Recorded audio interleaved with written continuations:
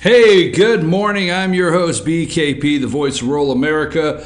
The show must go on.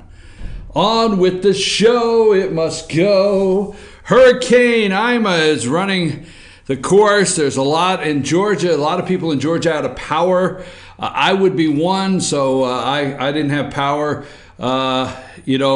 It's not that bad in North Georgia, but we are getting a lot of reports of trees down. So, trees down. So I didn't want to come out till the daylight this morning. So I don't have power at the house. It's hat day at the park, and I'm wearing the Pine Cone air freshener. How about that? Okay, folks, you got to do what you got to do. So you got to freshen up and get to work. All right. So, anyhow, there's no school. There's a shocker, right? There's no school. There's no this. There's no that. There's no bada bing, bada boom. There's nothing, all right? I guess they want you to stay your ass at home. Actually, I'm in a pretty good mood. I'm just joking. There is no school today. There's no school. Most of the courts, I haven't got confirmation on courthouses, but most of the courts are definitely closed today. Courts are closed. A little bit of everything. I know the banks were closed yesterday. Richie, I know that I had to wear a hat today. I know I had to wear a hat, and I know I'm wearing the Pine Cone air freshener. But please tell me you're not playing tricks with the camera lighting and stuff, and you've got me looking like my eyes are all swollen like a drunk. Don't tell me you pulled a Steve Bannon move on me, CBS. Did you do that to me this morning? Do I look like my eyes are all swelled up and drunk like they did to Steve Bannon? I'm trying to figure out what the correct answer here is. Did you see that yesterday? I did. You didn't see that? About what they did with the lighting? Yeah. Yeah, oh yeah. Yeah, and I watched a little clip with a lighting specialist on what they did with Bannon and Charlie Rose and the red around the eyes. They do that a lot. Huh? They do that a lot. It's trickery. Okay, well, all right. We got to start right out of the box with, everything's closed, so that's done, okay? So let's start out right out of the box. Now, don't get in this. But we're going to start right out of the box with, Richie sends me show notes in the morning. He sends me some notes, some things he picks up on throughout the day that may be of interest. And we're a small network, but I have to pride myself of being ahead of the curve here. I really do. It's not arrogance, folks. It's really not arrogance. I have to say that we're ahead of the curve on national things at many times. And let me tell you what that is. Richie will tell you, we've started a couple weeks ago, and we especially started last week, talking about this particular race. We got into this race before anybody picked it up. Now, stay with me. So yesterday, Bannon, and this is where Richie hits a home run with this. Your notes are perfect. Your notes are perfect because I don't know if you had an opportunity to see this article when you wrote this, Richie, but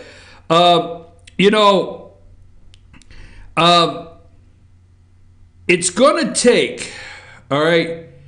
And Bannon yesterday, all right. It's going to take 5, 10, it's going to take 10, 15, 20 years. 15, 20 years to turn this swamp around. We heard Steve Bannon say that the swamp was a successful business model. And what it was going to take. Donald Trump's not going to do this in 7 months, folks. He's not going to do it 4 years and 8 years. Okay? He's well on his way. He has to methodically walk through it. He is actually the leader that's taking us in dismantling the swamp. But the reality is, and we have to acknowledge this, the reality is if you truly want more than a campaign slogan, if you merely want more than a campaign cheer, okay? The rallies, drain the swamp. If you really want more than that, you have to understand it has to be somebody else other than Donald Trump to carry the torch. You have to accept that now. If you get disenchanted after year one and say Trump didn't drain the swamp, now we're not going to go into the history books, and we're not going to go into Jekyll Isle, and we're not going to go into the Federal Reserve, and we're not going to go into Woodrow Wilson. We're not going to go down there, okay? I'm not going to go into that history book. But I will tell you this. Bannon says we are undoing 50 years in the making. 50 years in the making, folks. And you cannot get disenchanted with Trump in 6 months, 8 months, a year that he has not pulled a plug. And this thing, I'm going to use this no, I'm not going to go there. But the point is, we have to prepare for the second and third round. And what we do now is more important. What we do now is more important than I don't want to say anything, but if you're really serious about the swamp, you have to give swamp draining help. I mean, a guy goes to the truck and gets the swamp draining equipment. Somebody's got to go help. All right? So Richie sent this this morning to me, and I tell you, you really took to this yesterday. You took the Bannon interview, and you took the Justin Simmons, and you pushed those together really well. You really did a great job pushing those together. The Justin Simmons interview, okay, was quite striking about 2018. It's the second wave of the Trump coalition. And that's what Richie wrote me this morning, and I'm thinking, you know what? We started this last week, didn't we? We were ahead of this last week. We've been ahead of this election. We knew right here at FYN TV, Good Morning from the Office, that it had to be a next wave. 2018 has to be a next wave. 2016, you sent the swamp draining leader in there. Okay, that's all you could do. The Swamp Thing, you sent Swamp Thing there in 2016. 2018, you have to understand, there wasn't a lot of new swamp draining help that went into Washington, D.C. Donald Trump has, for the most part, your president of the United States has had to rely on people retraining. You have a business, because Bannon called it a business model. You have a business close, and all of a sudden the government pops up a retraining center, right? Retraining center. So all the people that lost their jobs could be retrained to do something else. Well, realistically, folks, when Donald Trump went to Washington, D.C., you have these people, if they need retrained to help drain the swamp, they're not geared for that. So here's where I'm going with this. And I say this, yes, I do know this morning the national debt went over $20 trillion. Yes, I do know that. I do know that the swamp things in Washington, D.C. do not give a damn, folks. Their give a damn is busted. They don't care. Please quit getting up in the morning and thinking Washington, D.C., that these people care that the debt is over $20 trillion. And it's not really $20 trillion. It's much bigger than that, but we won't get into that today. Leaders exit. Wait for it. Leaders exit fuels worries for centrist Republicans. This comes from the Hill. When did it come from the Hill? 9:12 this morning at 6 a.m. Now, it'd take a long time. What if they watched my interview? What if they've been keeping up with her stuff? I don't know. Just saying. But it's interesting. This comes out this morning, 9:12. We have been working on this over a week, right? 2 weeks now, right? Yeah, we were so onto it that we were even getting into the weeds about whether Mitch McConnell's in on it. You know what I mean? We know, we saw this happening. We'll just leave it at that. Leaders exit worried for centrist Republicans. Worry for centrist Republicans. And the picture is, this is from the Hill, of none other than Charlie Dent. This is Charlie Dent on the Hill this morning, the website. Does the Tuesday Group have a future in Washington? That's right, folks. The retirement of co-chairman Charlie Dent, Republican of Pennsylvania, leaves members of the moderate Republican bloc without a clear leader going forward. Meanwhile, the Bipartisan Problem Solvers Caucus, the Bipartisan Problem Solvers Caucus and the Main Street Partnership are growing in size and influence. Main Street, which bills itself as a group of 70 pragmatic Republicans, last week said it's creating a new caucus that will be chaired by Pat Tiberi of Ohio, Representative Pat Tiberi of Ohio. Just yesterday, we started talking to this. Some of us may not back to replace Dent, even if we wanted to, the Tuesday Group members said. Dent's decision not to seek a 2018 in re-election in 2018 deals an enormous blow to 52 members of the Tuesday Group, okay? He's helped lead the group for the last decade, and his words carry weight. So, a few in the GOP have better communication skills, always armed with the pithy quote, usually aimed at Trump or Freedom Caucus conservatives. Dent regularly appeared on cable news circuits and sparred with reporters in the speaker's lobby. Okay, there's no way to replace the voice and sway that Dent had. No way at all, said one Republican source on Capitol Hill. Folks, the Tuesday Group, Charlie Dent. Now, the thing is, these moderates are a nervous wreck, and you have to. If we put every piece of this puzzle together that we've been working on for you, and I'll just tell you, we don't mean to be arrogant about it, but we've been working on this puzzle, okay? You can watch these shows. We know the moderates in trouble. We know the second wave has to come through. We know that Donald Trump you cannot just yell, drain the swamp. You have to send people to Washington, D.C. Now, you have a district.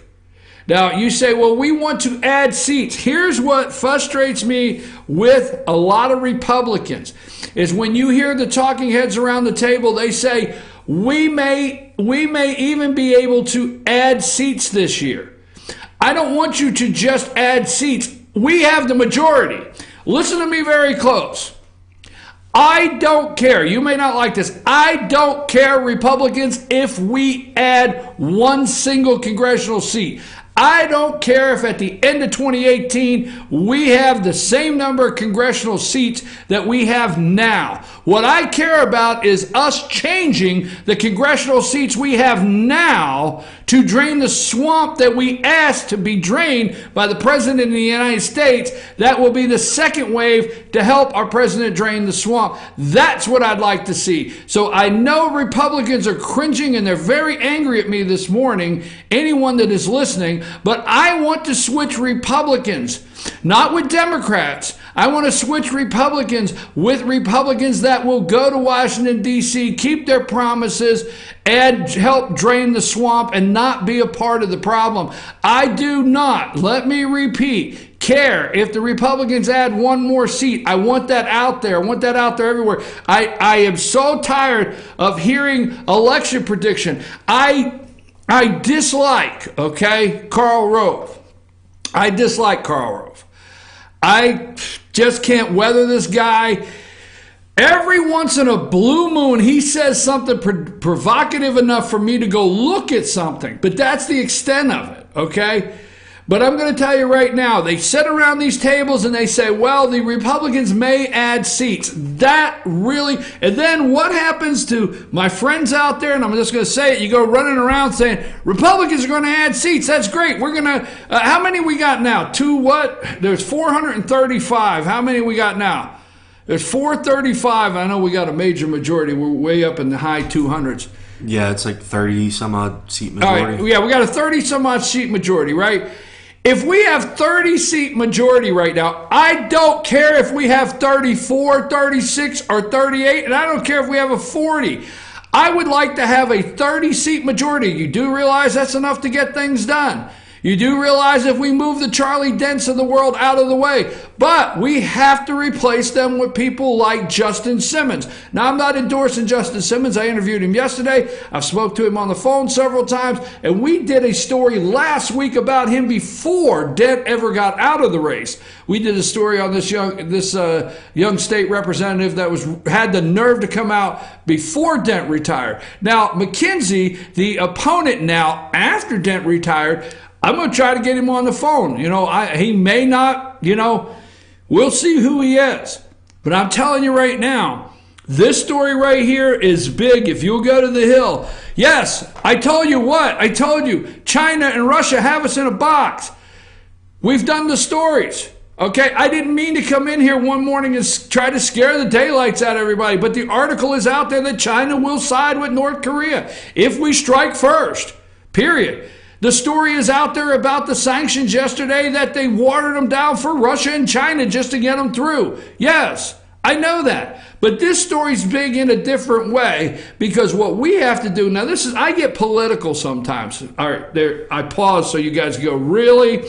Okay, I get political sometimes. And my goal is to drain the swamp. And I watched Steve Bannon's interview, and I was thankful that Steve Bannon said, there's many things that he said that concern me. We'll get into that. Some things he said that I think there's only one slip in his interview. I think there was a slip, and I got to give him credit because I think something slipped, and we'll talk about that in a minute. But the one thing Bannon did say that I said thank you very much is this drain the swamp. The swamp is a successful business model, period. And this is going to take 10, 15, 20 years. This is going to take years to turn around what has been 50 years in the making.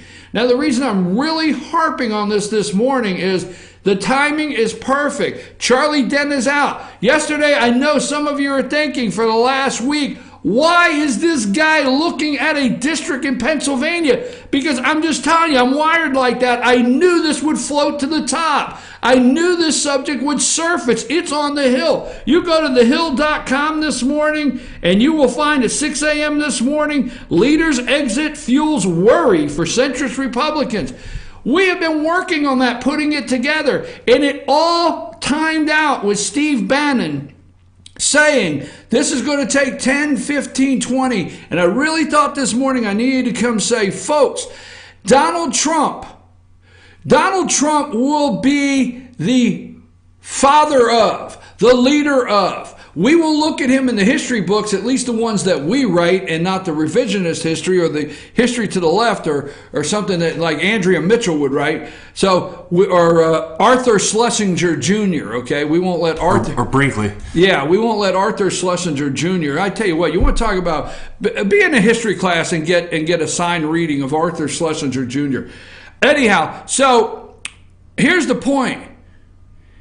Donald Trump, in the history books, will be the one that had the nerve to go to Washington, D.C. and start the job, okay?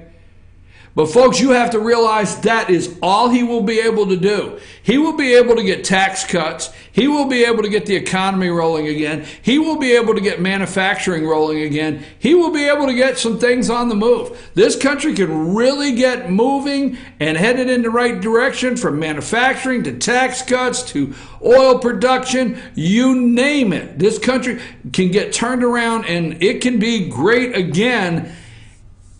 In the outside view of what we see on a daily basis, but the swamp itself in Washington, D.C., he will only be the one, if we truly want to drain it, he will only be the one that started it. Now, what did I do on this show? Sometimes you don't remember. We got the tape. When Bannon left, okay? When Bannon left the White House, I said, this is 2 weeks before the interview. This is not even 60. I don't know Steve Bannon. I don't know these people. I'm in LJ, Georgia, damn it. I mean, I don't know these people. They're not picking up the phone and calling me. I'm just cutting up every word, slicing and dicing, just like on one of them late night commercials, right? I got a Ginsu knife, right? Yeah, that's funny. Anyhow, so Bannon, I'm watching. When he left, what did I tell you he was doing? He was preparing for the 2018 election. What did I say he did? Well, I got it right on tape. I said, you know what? Let's not forget what this guy did. This guy came on board, right at convention time, right? Forget Paul Manafort. Paul Manafort knew how to keep the delegates together. That's all he knew. That was his biggest claim to fame. Ronald Reagan. Paul Manafort did that with Ronald Reagan. They had a problem keeping the delegates together with Ronald Reagan and George Bush. George Bush, that was the one. Hell, I didn't hope this wouldn't happen today. That's the biggest damn thing that upset me with Ronald Reagan. You know, I'm a Reagan conservative. I'm a Reagan Republican. I got Reagan on the desk. But you know what? They went to the convention and, you know, the establishment said, you know what? We're going to get behind you if you take George H. Bush. And oh, my God.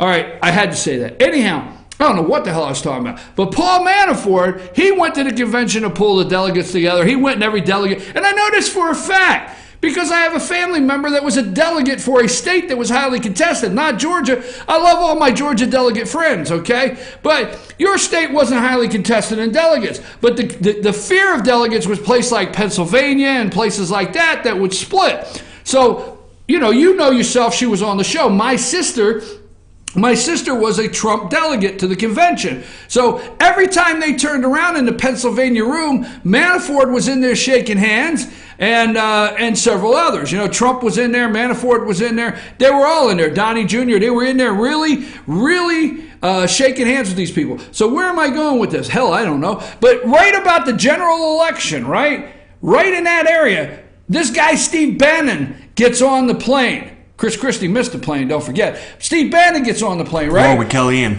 Yeah, with Kellyanne. But Steve Bannon and Kellyanne, they get on the plane. All right? And what do? They bring in the election, and they're connected.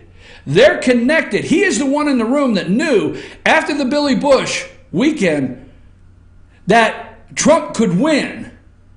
And they knew they could get him across the finish line and into the Oval Office. Just like Bannon said. Bannon said, I really can't do what I do best in the Oval Office. I mean, I just really can't. I can't go on the attack like I'd like to go on the attack. I can't do what I was doing in the campaign. So I said it here on this show that when Bannon left, let's say Bannon left preparing for 2018, getting ready to get people elected like Justin Simmons of the 15th District of Pennsylvania, getting ready to get people elected. Leaders exit fuels worry in centrist Republicans. See, Bannon knows something that I know this morning that you know now, maybe, is that we don't care, and you take this home and you tell people, we don't care. Every time you turn on TV and you hear one of these talking heads say, Republicans can add seats. We don't care. I don't care. I don't want to see on election night, damn it, this is a stronghold Republican, Democrat district, and Republican so-and-so is going to flip this district. I don't care if that Republican is wanting to fund Planned Parenthood, and he's wanting to, the Dreamers and immigration. And, you know, if this guy's so far off the rails that all he is, look, I don't want to hear one Democrat seat flipped by a look-alike Republican that's a Democrat. So I don't want to hear no more numbers. We have the numbers. This one right here, I thought this morning, I said, man, these, and we have that interview. Now, I don't know, we have a lot to do, but I think we have a lot to do, but I don't know. We're going to roll that interview again this week, okay? We're planning to roll that interview again this week because here's the important part. Now the interview has because of this one article in The Hill, the interview has just a different look to it, to me. Okay, that Charlie Dent, this is being taken serious. I told you yesterday, MSNBC and them, they're taking this serious. Okay? Dent was their golden child to run to. They said, oh, we're going to go, next hour, Minka and Joe, next hour we're going to go to, even Republicans have turned on the president, and somehow they'd find, John McCain and Charlie Dent, okay? So anyhow, that one I think touches all the way together of what we've been saying here. But the takeaway from this, what is the takeaway from me getting all worked up? The takeaway is that if you have elected Donald Trump, if you're the 63, 64 million, whoever you are, how many, if you're one of those that elected Donald Trump to drain the swamp, you need to get into reality. He can't be the one to finish it. It's not possible. And Bannon told you that. And you have to now get ready for the second wave. And my thing is I want to help support. We called it yesterday, looking for the snake in the tall grass. Okay, I want to help support Republicans to take other Republicans on that will remove so-called Republicans so that the right Republicans can drain the swamp. Did you figure that out? I don't know. Maybe I didn't. Maybe it was good. Folks, I don't have any power today. I'm wearing a pine cone air freshener. I got a tat day at the park. But I'm loving it every minute. All right. Yesterday, oh my God. I mean, there are things that we hit here. We hit. Yes, Richie got Richie can't let that go. Just to underscore your point, though. It's actually a 46-seat majority in the House right now, and there are 48 members of the Tuesday group. So there you go. And there you go. You say there you go, Richie. Write that nose down. Email me that exact fact. 46 and 48. Email that to me, Richie. And then we're already seeing it in Alabama. Huh? We're already seeing it in Alabama with Bannon supporting Roy Moore. He has shot up in the polls against Luther Strange. Yeah. And Trump, I know people are going to call this out, and I don't want to get stuck here. Trump is going to be called out for his initial support of Luther Strange, okay? And he endorsed him first, Luther Strange, and he's going to get called out because Luther Strange is going to lose, and the media is going to make a big deal on Luther Strange losing and Donald Trump endorsing him. It was a front. It was fog. It was fog and mirrors, okay? That had Mitch McConnell all over it. You will see, okay? Folks, last week, I did a show, and it was pretty dark. I guess it was pretty dark. And I said that if we strike North Korea, okay, it's World War III, okay? It's World War III. And it was pretty dark what I did last week, and I don't think we're ready for it. I mean, the more I look around, I don't think this country's ready for it. I don't think we're ready for war. And I'm not going to be disrespectful, okay, to a Gold Star family as, what's his name? What's his name? We'll get into that. I got to go to break. But who was it that made the Gutierrez. Yeah, Gutierrez, okay? I'm not going to be respectful to a Gold Star family like General John Kelly and what Gutierrez said, and we'll talk about that later. But I'm going to tell you right now, I'm not disrespecting any of our servicemen and women in Japan, South Korea, Germany, all over the world. I'm not disrespecting anybody at Fort Leonard Wood, nowhere in the United States. Fort Hood, it doesn't matter where you're at. I have the full and utmost respect for General Mattis, Kelly, and the men and women that are serving today, okay? But you got to keep two things in mind. We have a volunteer service, number one. We have a volunteer. You volunteer. You go and sign up for the military, okay? And number two, I don't think this country's ready to go to war. I don't think we have the gut. I'll be back right after this. I'm your host, BKP. Everything is closed, so anything goes. Never know what I'll say. Back right after this. Take us a break, Richie.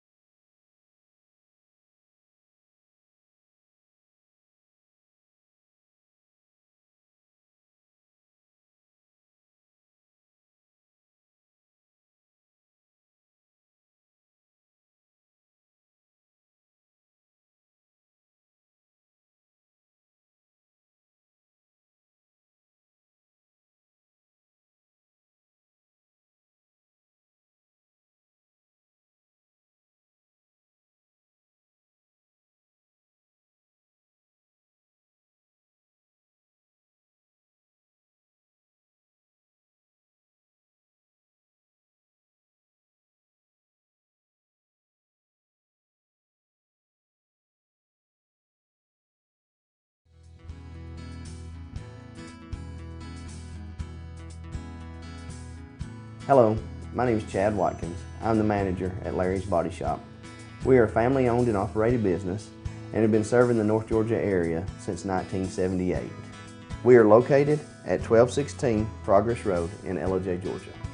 Our shop specializes in collision repair and we work with all major insurance companies. Larry's Body Shop is ICAR Gold, the highest role of training recognized by the collision repair industry.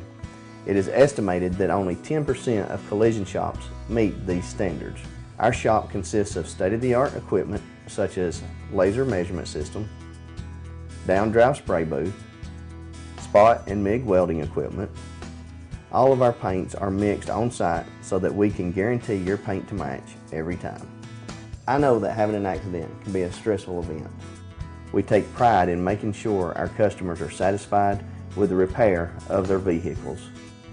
Our waiting area is clean and comfortable with free Wi-Fi and refreshing beverages. So if you're in an accident, stop by and see us at Larry's Body Shop. North Georgia Diamond is your source for diamonds. Come on in to view the area's largest selection of fine jewelry at North Georgia Diamond. All repairs and designs are done on site by our jewelers. And North Georgia Diamond has the lowest prices on loose diamonds. You can also sell your gold, silver, and coins at North Georgia Diamond between Walmart and Lowe's in East Ellijay. Locally owned by Bill and Allison Craig, North Georgia Diamond is your source for diamonds in North Georgia.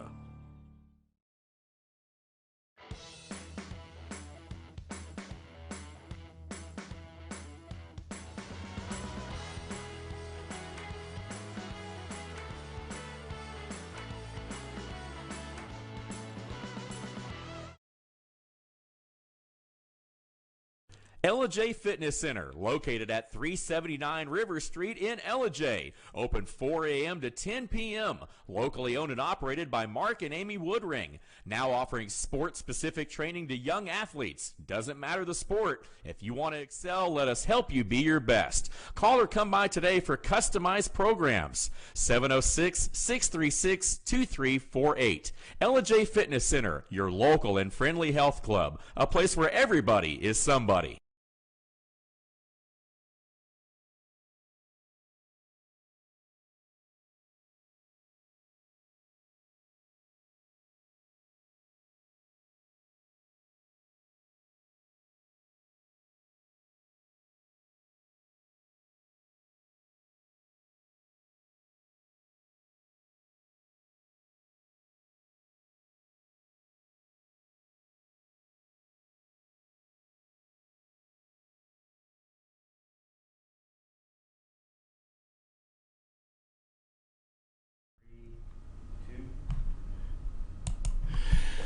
I'm your host, BKP. Good morning from the office, North Georgia's only live online morning show. Let's go real quick and let you know what we have going on here. Yes, it's hat day at the park. I do not have power. I did not when I left this morning. Don't know yet if we have power at my house. So it's hat day at the park, pine cone air freshener, and I don't know what colors I'm wearing. Anyhow, and I've got blurry, drunken red eyes, and it's Richie's probably playing games with the camera like the Steve Bannon interview. Folks, follow us on Twitter, at Fetcher News, on Twitter, at FYN TV, that's on Twitter. I never thought I'd say follow me on Twitter, but follow us on Twitter right there. And then we have an email address that you can send anything to. And I want to, don't take this down yet, because I want to take a minute, because every once in a while I like to take a minute and reflect on you, the audience, and thank you, the audience, and let you know you're our research team. I mean, we're a small operation here. I rely on you. You send me so many good videos. You send me so many good articles. You comment on the show. You comment. Send that to me, please. Don't stop. Sometimes I can't use everything, and sometimes everything does not fit into what we're doing on the daily basis, but it does. It's so helpful. You pick these subjects we're working on, and this is you're the research team, so I want to thank you. Chief at FetcherNews.com, and also 706-889-9700. Please forgive me if I've not returned a phone call. Every once in a while, I look at the phone and see I missed a call and I don't get back to you, I apologize. I'm going to try to do better. But that number, 706-889-9700, is a number you could call now, or you could call anytime, day or night. That's a 24-hour news network, our news network phone number there. So you can get in touch with us there. A little something that's changed that I want to let you know. Please find our Team FYN Sports Facebook page. We have split that out. Now we have our Fetcher News page, but for sports fans, we have stepped up our game. Okay, we have stepped up our game. I don't know if we have something we're going to release today to just let you know how we've stepped up the game in our sports department. Between Jason Banks, the director of our sports, and Richie in here as far as head of FYN TV. Richie has created we've created a what we call Team FYN Sports 120. It's just a 2-minute clip of your team on the field during the weeks, the little things we're working on. We're going to release that today. But what we want you to do is, for North Georgia, find Team FYN Sports Facebook page. All of our articles will be on there. Our shows that we do at night. Now, we apologize to our viewers up in Union County, Georgia, that we were not able to do the Panther playback last night. Panther playback scheduled for Monday. And, hey, you know what? Last week it was Labor Day, so we couldn't do the show. And yesterday was a state of emergency, and they had no school. And there was concerns of asking kids to come out during a state of emergency to do a TV show. So we'll be back next Monday night with Panther playback. But tonight there'll be no Turf Talk, Gilmer Turf Talk. They had a bye week last week, so it'll be tomorrow night. So tomorrow night at 7 o'clock at Circuit World. Tomorrow night, 7 o'clock, Circuit World in Fannin County, Rebel Wrap-Up. And then Thursday, we'll be back down at Johnny's New York Style Pizza with Coach Parker. I'm really looking forward to that Thursday night show, Richie. It's a lot of fun when you see one of your best games that you really enjoyed in a long time, a defensive stand on 4th down. A quarterback gets a kneel at run down the clock, and you win by 1 touchdown. That's going to be a lot of fun Thursday night talking to those guys. I'm really excited. I'm excited to hear Coach Parker talk about how everything happened and what was going through his mind. And we also have some really fun clips that we're going to play. Well, you know what? I got that. I'm not letting that. You don't want to miss that Thursday. Richie has a great clip he's going to play Thursday of Coach Parker. But, Richie, you know what? And I say this tongue-in-cheek, all due respect. I get along with the coach. He hangs out after the show, and we talk about football for 20 minutes. But anyhow, because I was on the sideline and was able to actually watch this game, it was the Team FYN Sports Game of the Week. I'm going to be able to give him a little extra hard time about a couple things this week that's going to be enjoyable. But anyhow, Team FYN Sports. Also follow us on Twitter at Team FYN Sports on Twitter, sports fans, because Friday night, if we're out there and it's getting close to region play, and right after the first Monday of region, we're going to have at 8:30 every Monday morning, we're going to be having Monday morning quarterback, where we're going to call one of our sports writers, call one of our coaches, maybe have somebody come in. You never know. We're going to banter a little bit on about Friday night high school football, because it'll be region play, and it's really going to crank up. We're looking forward to that. Okay, now that being said, I think everything is closed. I hope you have power. If you don't, they'll be there soon. How about the pictures? You go ahead and take all that down, Richie. How about the pictures of the enormous amount of parking lots with the power trucks for the linemen set up, ready to go in? I tell you what. Now, I have since, and let me say this before we get in our next subject. Since Hurricane Harvey, okay, and now Irma, I have the utmost respect for those first responders that go in, okay? Now, stay with me. This is always touchy, because everybody wants to make sure that they do. See, I'm not running for office, so if I say one word that the media would like to attack me on that says he didn't care about first responders, I know they're wrong. I don't need limousine liberals, okay, to tell me how I feel about first responders.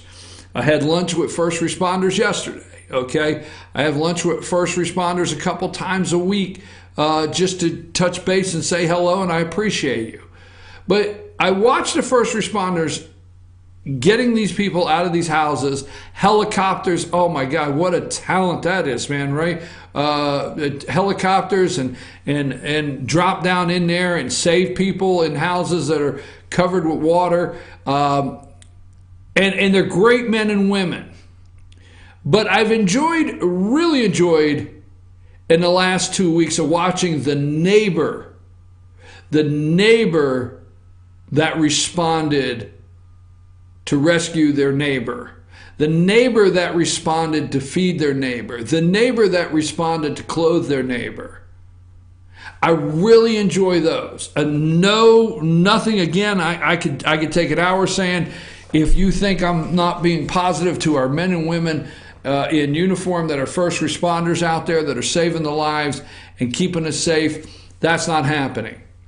But the neighbors that are saving neighbors, those are the greatest pictures to me.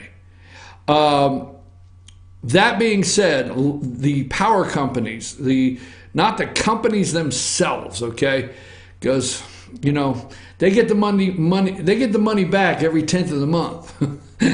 You turn that air conditioner on, they get paid, all right? So, but the point is, the linemen on those trucks that go into these storm-damaged areas and put power and restore power back, that we crucially have made it to where our lives cannot, it's so critical that our lives cannot spin around without power that we need on a daily basis, all right?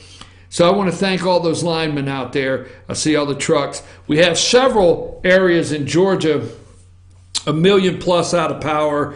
Half of Florida, did I see reports like half of the state has no power? But Tampa is basically was untouched. It went through Tampa like it had green lights, I guess. It went right through Tampa. Miami. Miami's an interesting place, and we'll get into this in a minute. Have you read the article? Because God knows what we need now is the mayor of Miami to say, if this is not a clear indication of climate change, there's something bad wrong, right? We needed the mayor of Miami to tell. And he's a Republican, right? We'll get into that article in a minute. But the one, and then the discount shopping in Miami. I mean, at the best discount, okay?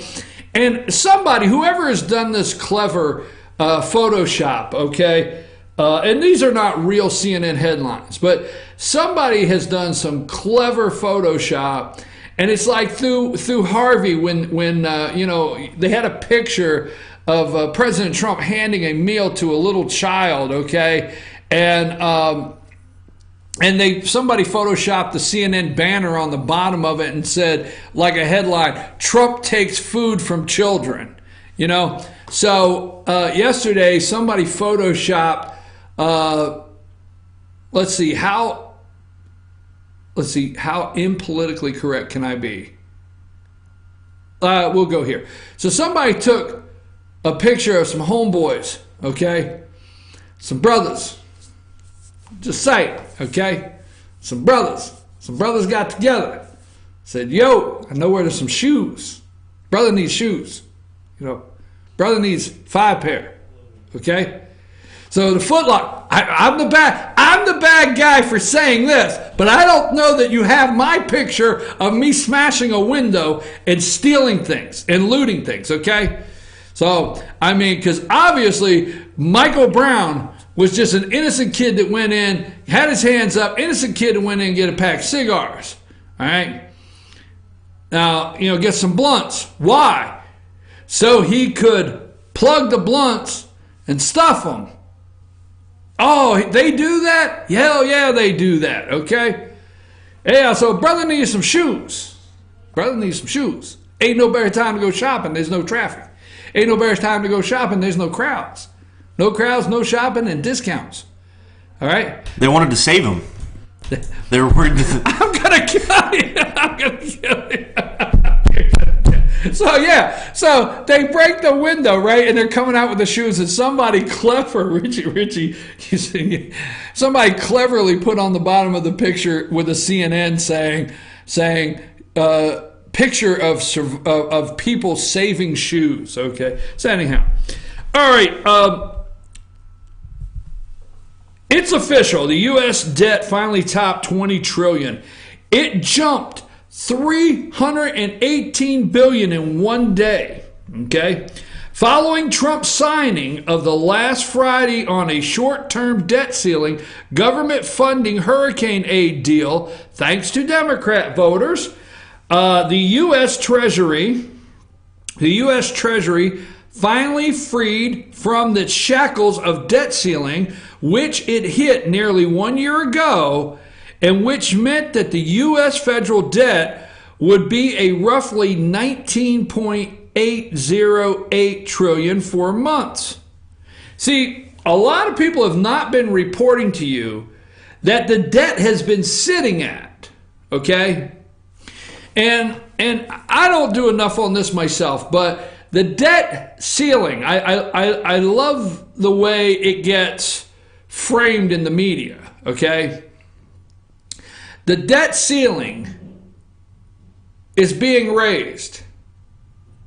But what they don't tell you is it's like a dam, and they have not been able to legally add to the balance sheet for your and mine.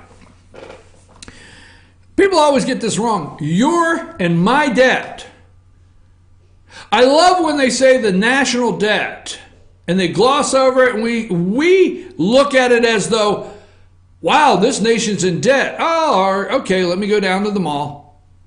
No, our national debt, your debt and my debt, okay? Period. So they gloss over that the debt's been in a can. Nobody talks about that the debt showed up at $19.808 trillion. Now, I did this a while back, okay? This has been almost a year that every time you looked at the balance sheet for the national debt, it did not go up, okay? Now, the debt did not actually officially cross. Let's get this clear. The debt did not officially cross the 20 trillion mark while President Barack Obama was in office. Did not. Because Paul Ryan made everything he possibly can work for Barack Obama in his last year. Now, I'm sorry, okay, but that's a bottom line. The Republicans did everything they can to make everything work. They did not want to upset the apple cart on anything, cause any kind of confusion during the election, hoping that they would get enough Republicans in office and enough senators that with Hillary Clinton they could stop her maybe. Just bear the thought. But the point is Barack Obama left office, and he will be able to say he left and the debt was $19.808 trillion. They will officially be able to, because it is true, nobody will report it anyway, that the debt crossed the $20 trillion mark with President Donald Trump. You will probably find articles out there that says Trump's administration, in just 8 months, Trump adds $318 billion to the debt in one day. I guarantee you can find articles with that headline. It's not true. Furthest thing from the truth. They could not legally add to the balance sheet. Okay? Well, no more, according to the latest daily Treasury statement. Okay? The daily Treasury statement, they put it out there because people buy and trade based on these numbers out here.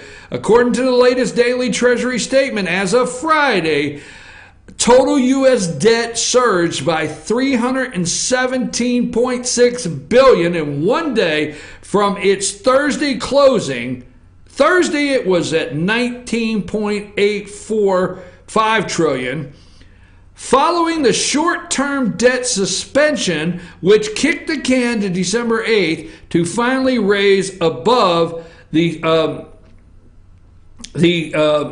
psychological barrier of 20 trillion. Okay?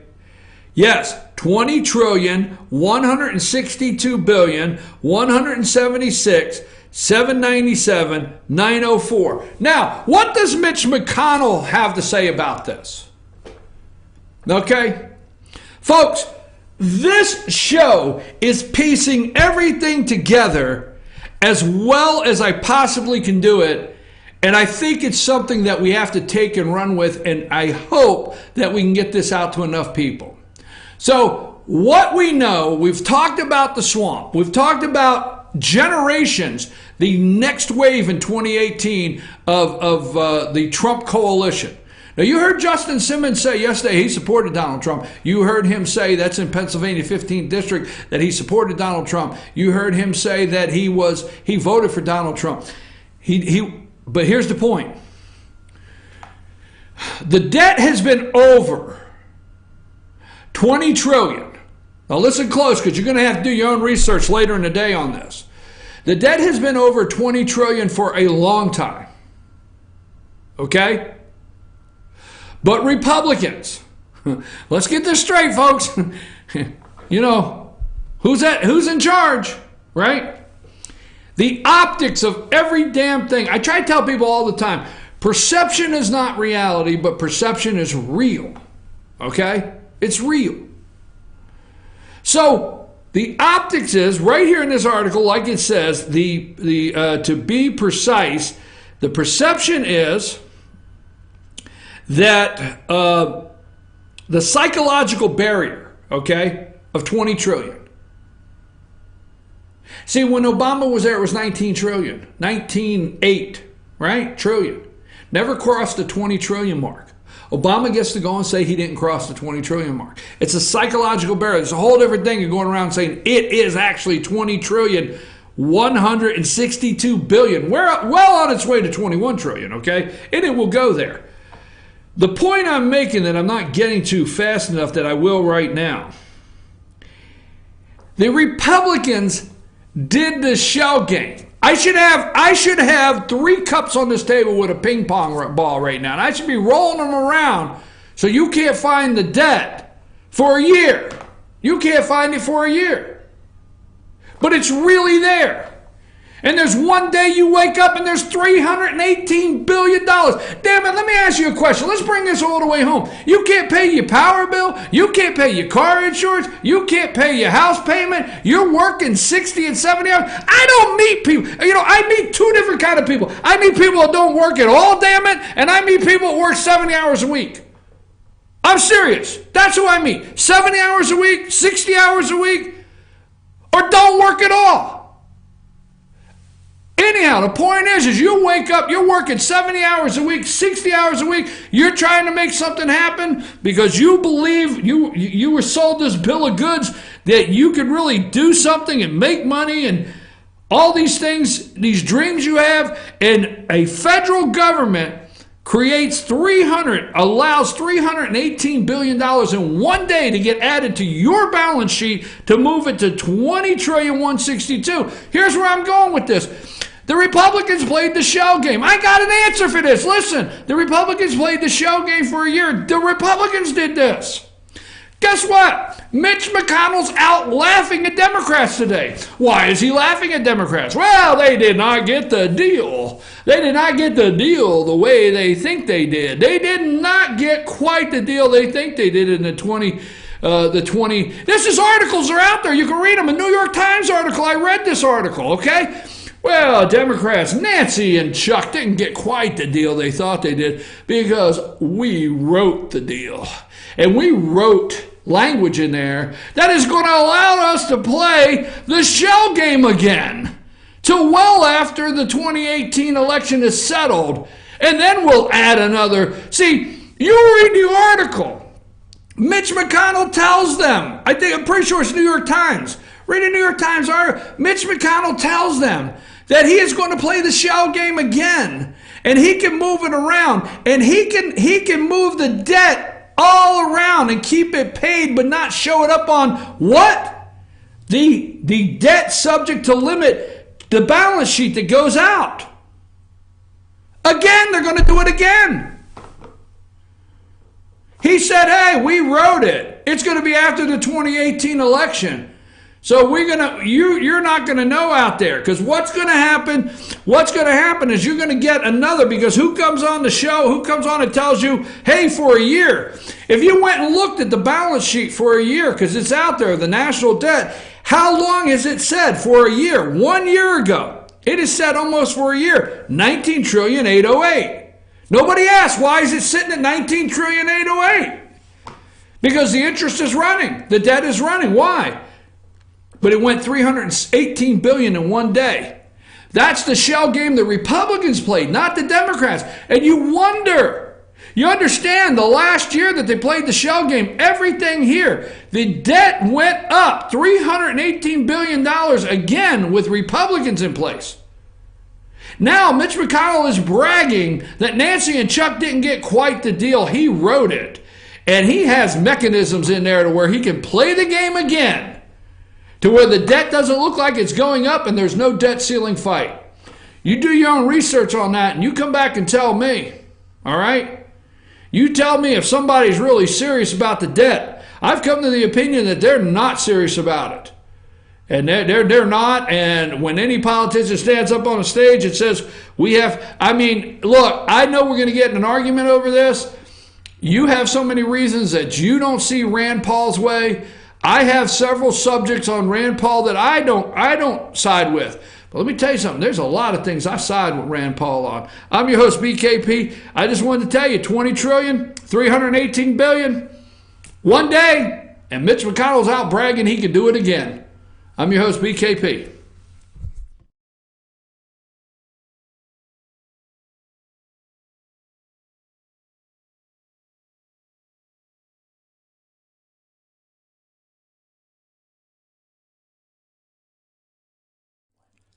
In 1981, Reed Nicholson began selling tires out of an old barn in Mineral Bluff. Little did he know that he had just laid the groundwork for the most trusted names in automotive services in the Blue Ridge area. In 1997, Nicholson Tire Center became what it is today, holding the same values of faith, family, and great customer service. 2 locations to serve you, and the Blue Ridge location is currently expanding to offer fast service and the largest U-Haul provider in Georgia. Nicholson Tire Center, Blue Ridge, and Mineral Bluff.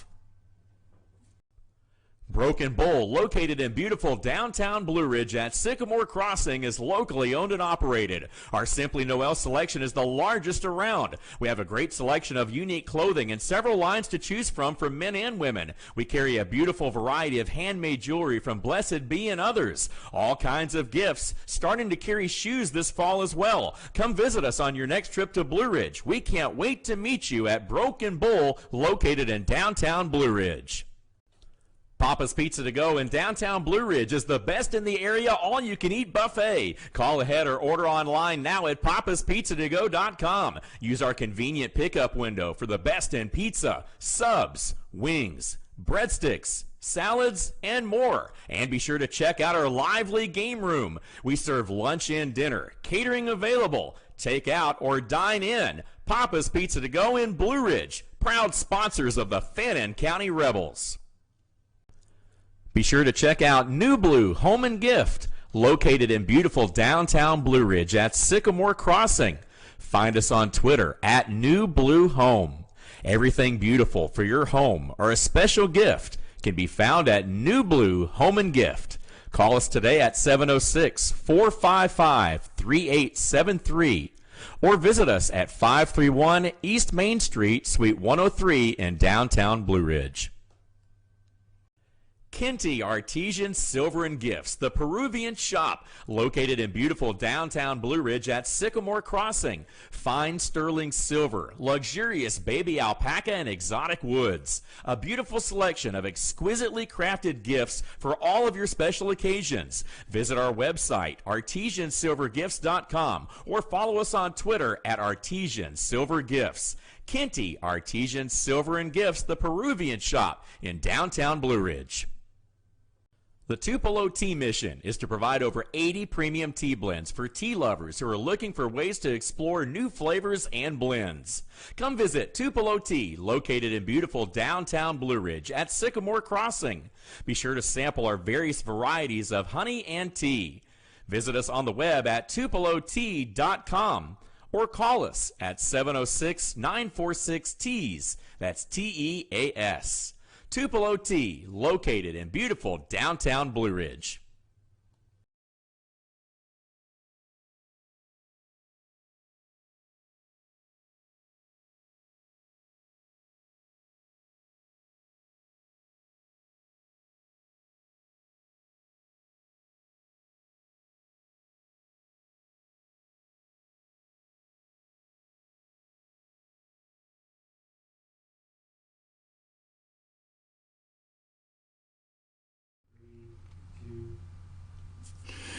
Hey, we're back. I'm your host, BKP. Good morning from the office. We're North Georgia's only live online morning show. Tomorrow we will run tomorrow the Justin Simmons. It's on our YouTube channel, but we'll run it tomorrow just to try to get you, the viewers, back in our interview because it has a whole new light of what we did yesterday. Sometimes we do things on the show and you know, you gotta wait for a couple weeks for them to come through. And one thing I'd like for you to realize here, viewers, first, thank you, okay? Thank you. We always want to say thank you here at fyntv.com. But we're a small organization, so when you look at the big guys, okay? I do my show at 8 o'clock in the morning, well before anybody basically goes on the air in the mornings. There's several out there, but on the same time, but we really do our show out front. So I come in here fresh. I put a lot of information out that all I could do is sort through articles, sort through what the talking heads are saying, and do my own research and make phone calls. And you know, I think we do pretty good here. And I say we do a lot of work here. I want to thank Rose. Rose is our social media director. Sam's our general manager. Richie's the head of FYN TV. I think we do a pretty good job, and we're well on our way. So, okay, I want this graph on today's show clip, Richie, because earlier when we were talking, you know, my point is, I don't care, okay?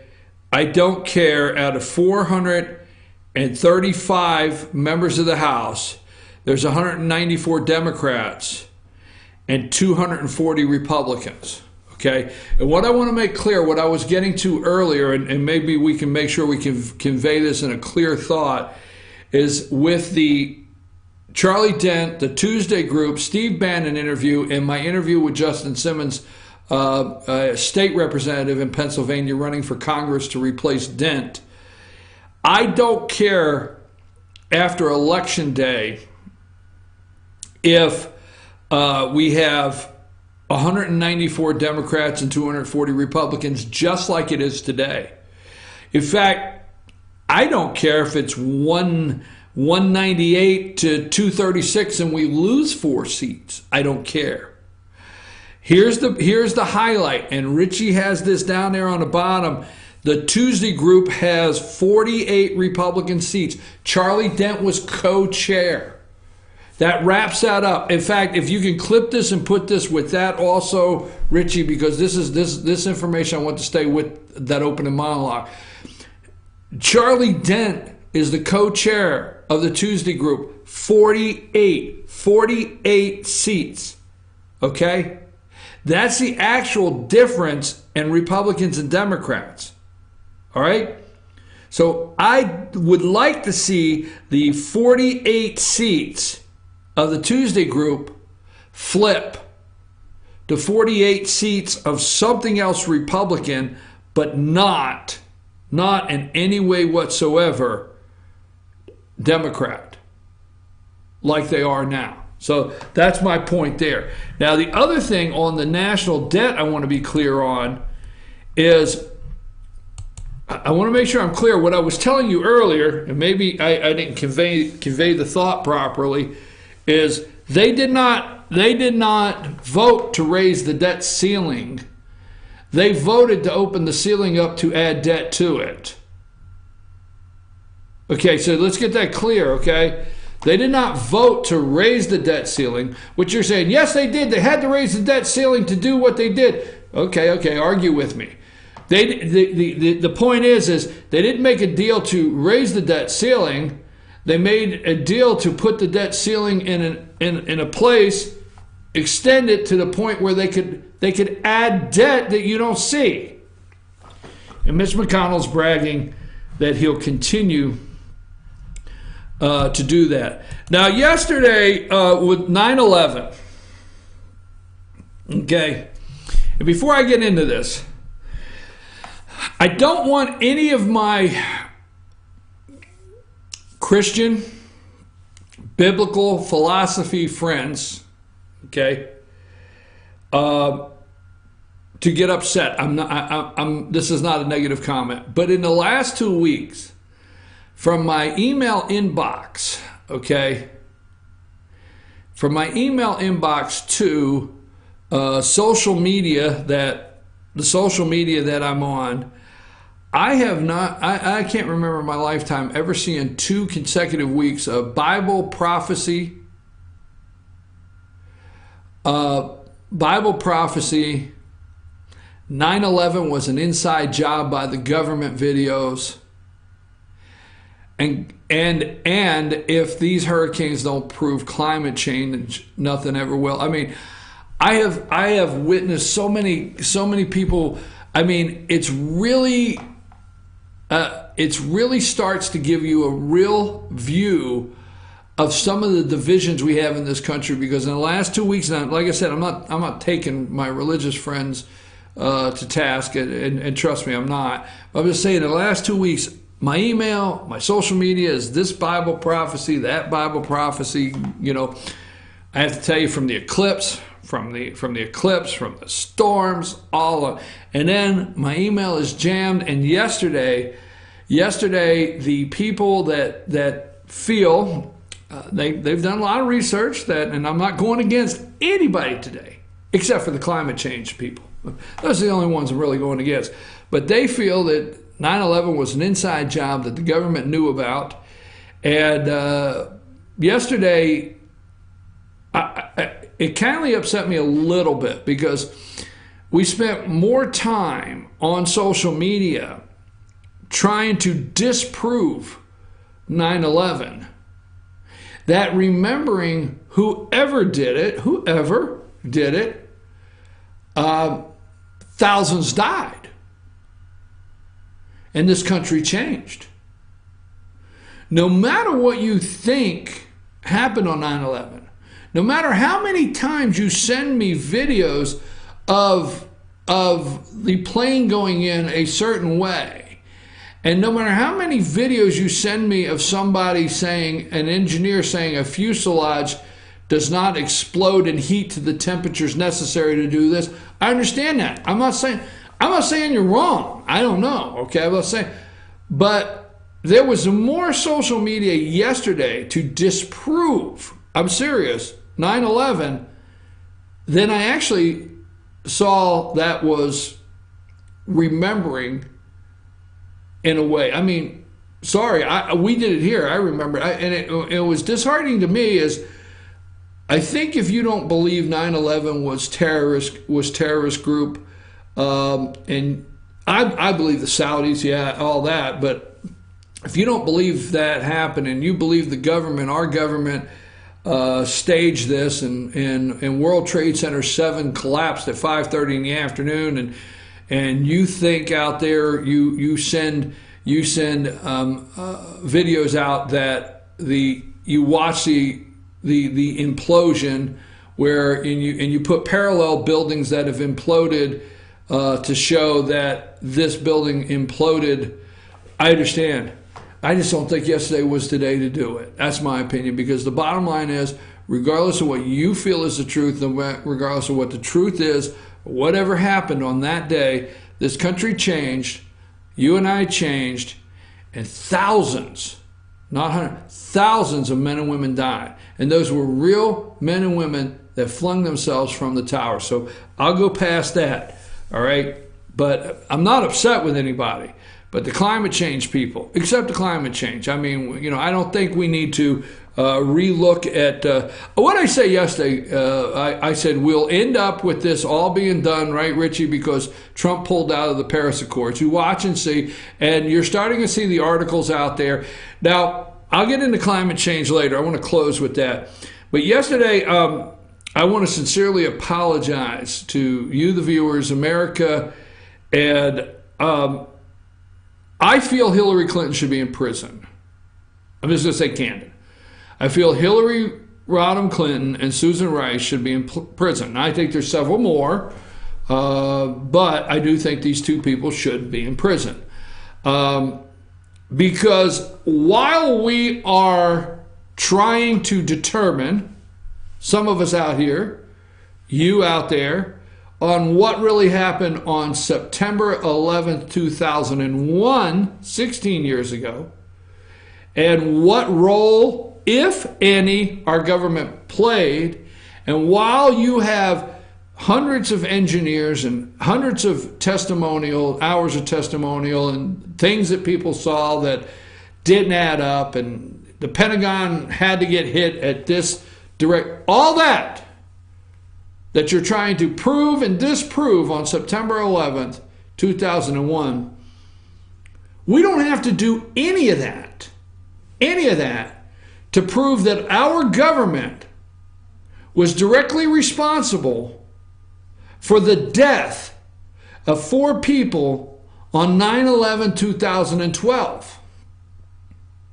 Now, I did not forget that yesterday, but I did not focus on that because I wanted to go a different direction, and I wanted to give direct time to it today. On 9/11, because see, on 9/12, one of the reasons I wanted to do it today and give some direct time today is on 9/12, okay, is when Hillary Clinton, okay, Susan Rice, it's not till after 2012, 2000, and 9/11, 2012, that they go on all the morning shows and lie. Do we have a problem in the booth? Okay. It's not till 2012, 2000, and 9/11, 2012 that they start, the next day, the 12th, that they start really going out and selling the lie. You see, 4 people asked. We have all the documents. We have the phone calls. We have the transcripts. We have the everything necessary to prosecute Hillary Rodham Clinton and Susan Rice.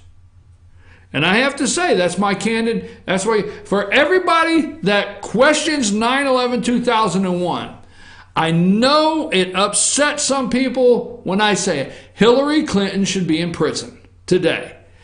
On that day, Ambassador, do you have the picture of those 4? Go ahead and put that up. 4 Americans were killed in Benghazi. Okay? Ambassador Christopher Stevens, supposedly a friend of Hillary Clinton's, Christopher Stevens. Sean Smith, Tyrone Woods, and Glenn Doherty. 4 Americans. 4 Americans that in plenty of time asked for help. 4 Americans that asked to be saved. 4 Americans they drug.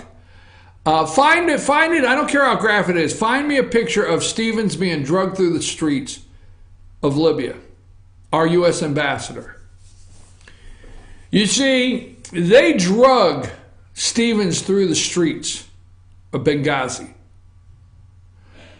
again and claimed they were trying to get him to a hospital, knowing that was a lie. All right? Knowing it. And they begged for help. They asked to be rescued. we had Marines, my understanding, we had the people, we had the security units that could go in a timely manner, but Hillary Clinton did not want to upset. Remember the comment that we didn't want to upset and make the riot or the overthrow of Gaddafi any worse by us wearing military uniforms? Is that one of the things? Remember?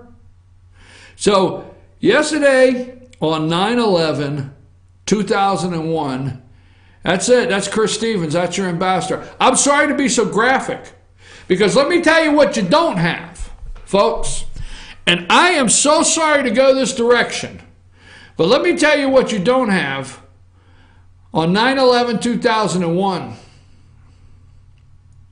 You don't have people picking up bodies and dragging them through the streets like that.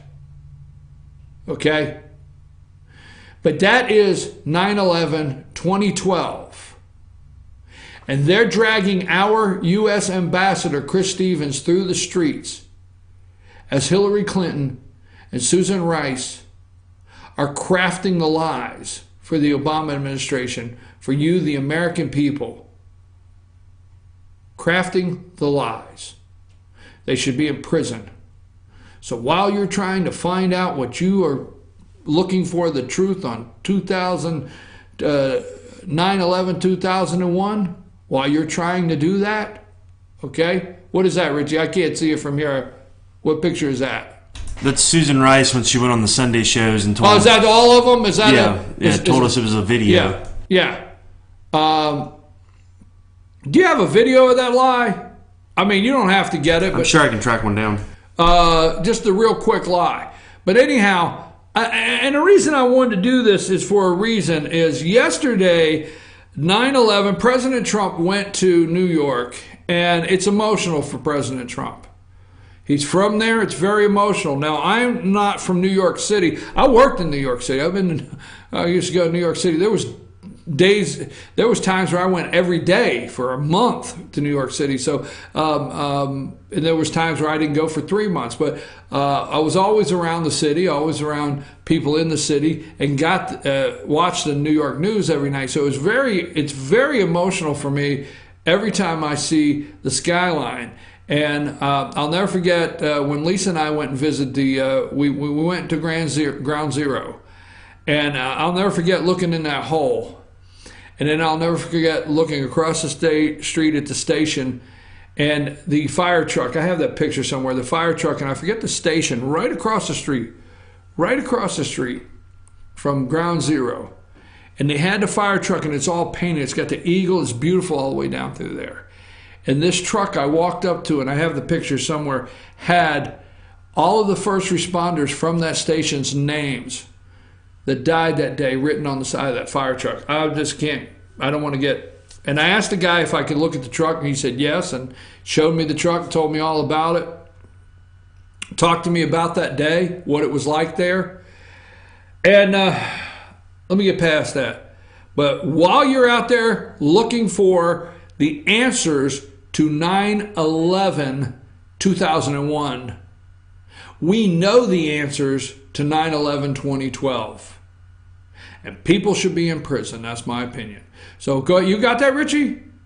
Do you have yeah? Let's play that real quick and remind you of Susan Rice lying to the American people on behalf of. Go ahead, Richie. On behalf of. He says that this is something that's been in the planning stages for months. I understand you have been saying that you think it was spontaneous. Are we not on the same page here? Well, Bob, let me tell you what we understand to be the assessment at present. First of all, very importantly, as you discussed with the president, there is an investigation that the United States government will launch, led by the FBI. That has begun. But they're not there. They're not on the ground yet, but they have already begun looking at all sorts of evidence of various sorts already available to them and to us. And they will get on the ground and continue the investigation. So we'll want to see the results of that investigation to draw any definitive conclusions. But based on the best information we have to date, what our assessment is as of the present is in fact what it began spontaneously in Benghazi as a reaction to what had transpired some hours earlier in Cairo, where, of course, as you know, there was a violent protest outside of our embassy sparked by this hateful video.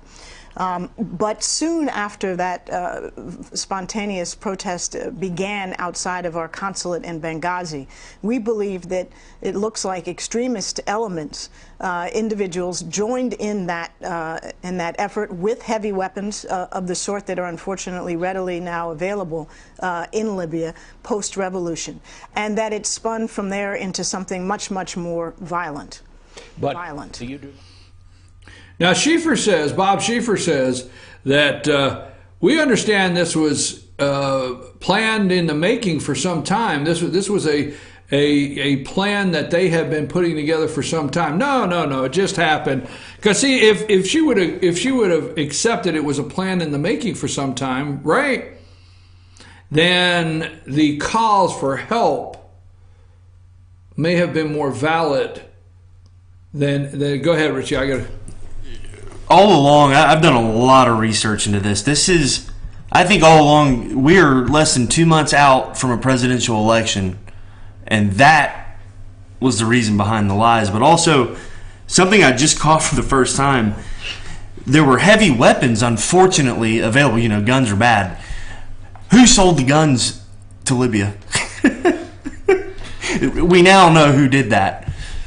Well, okay, we now know who did that. We're going to leave that there because that is an endpoint, because we now know who did that. So like I said, not to go back again for the 80th time, if you're still looking for 9/11/2001, guess what? In 9/11/2012, we now know who did that. We know it was our government, lied to us. Obama, they crafted a story. They sat down and lied to you. These people drug our ambassador through the street. I'm sorry that we did not recognize you yesterday, but I wanted to be able to do a full segment, and I wanted to reiterate for everybody out there, there are multiple reasons, and I don't say this lightly. It's not like lock her up. I'm not at a rally. I'm not cheering for somebody to get elected. I'm looking at the camera and I'm telling you there are multiple reasons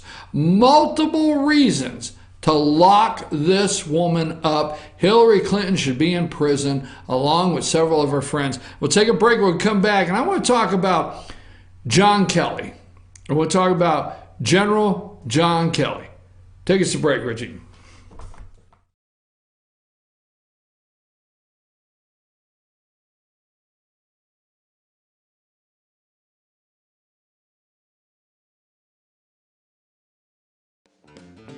Ace is your helpful place for paint and home goods, tools, outdoor living, and lawn equipment.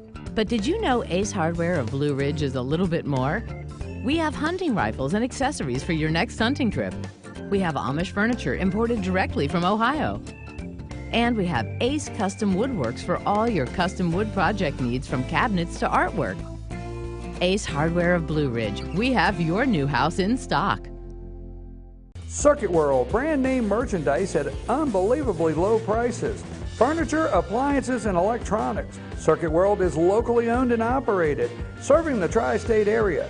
Circuit World has highly trained professionals to help. Visit your hometown Circuit World today. 3 locations in Georgia: Ellijay, Blue Ridge, and Blairsville, Franklin, and Murphy, North Carolina.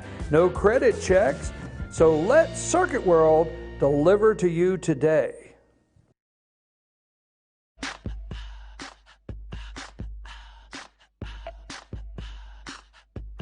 What you gonna do with all that junk?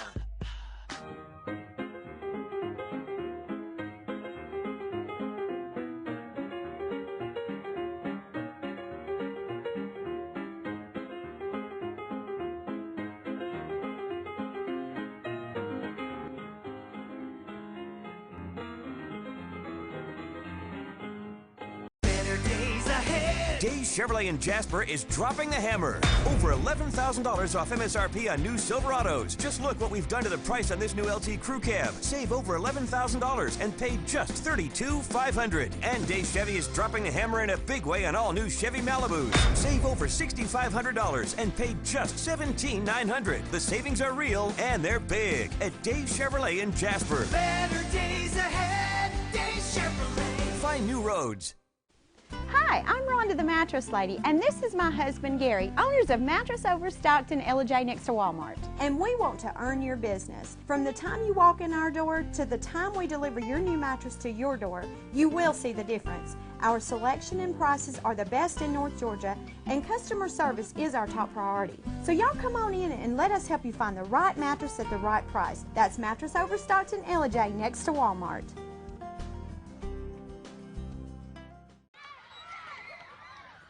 All I do is win, win, win, no matter what. Got money on my mind, I can never get enough. And every time I step up in the building, everybody hands go up. And they stay there, and they say yeah, and they stay there.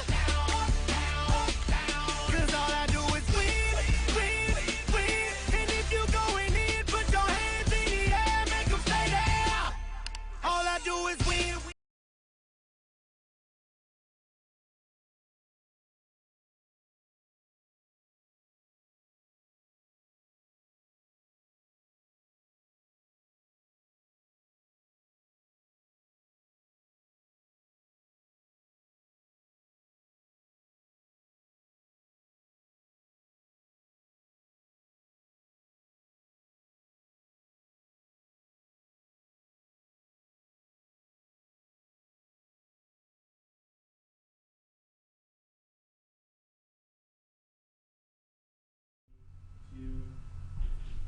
And we're back. I'm your host, BKP. Good morning from the office.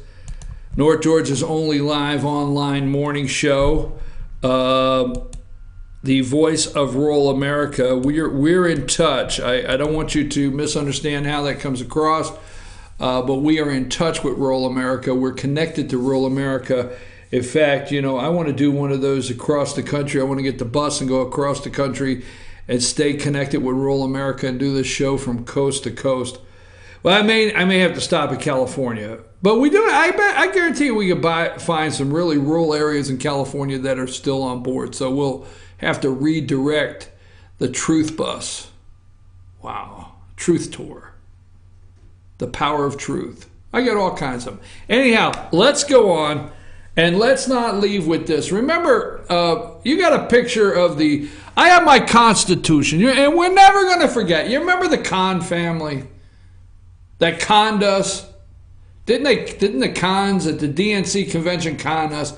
And remember, Donald Trump insulted a Gold Star family. Now, Richie, you need to get close to the mic. Only get in when I tell you, but I'm bringing you in. So give them the Gold Star. What do you know right off what a Gold Star family is? You asking me? Yeah. Yeah, it's parents that lost a child in war. Okay, so supposedly, how dare the DNC, the Democrats, the ABC, NBC, CBS, the entire crowd, the CNN, MSNBC, the Kahn family got a month. We just go with a month. They got right up to Election Day coverage because this is my Constitution, Donald Trump. My Constitution. Remember his Constitution? They were one of the central props. Central props. There you go. Bring in the props. There they are. A Gold Star family.